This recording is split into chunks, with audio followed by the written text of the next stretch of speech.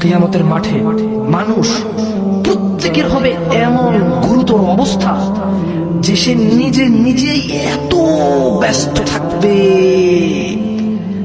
একটু চোখ বন্ধ করে ভাবুন, কিছু নাই পৃথিবীতে, আপনি একা, আপনার গুনাহ দেখা যাচ্ছে, চতুর্দিকে আগুন দেখা যাচ্ছে, আল্লাহর বিচার হচ্ছে, মানুষ জাহান্নামে পড়তেছে, মানুষ উলঙ্গ, কেউ কারো লজ্জাস্থানের দিকে তাকাচ্ছে না, মা তার সন্তানের খবর নিচ্ছে না, সন্তান তার মায়ের খবর নিচ্ছে না, স্ত্রী তার স্বামীর খবর নিচ্ছে না, স্বামী তার স্ত্রীর খবর নিচ্ছে না।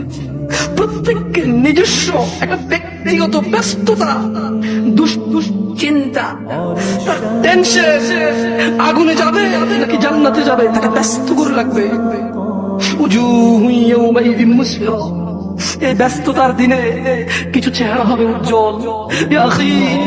ভাই, আপনি কি সেই মানুষটা হতে পারবেন যেদিন ভাই ভাইয়ের খবর নেবে না, স্ত্রী স্বামীর খবর নেবে না, মা বাবার খবর নেবে না?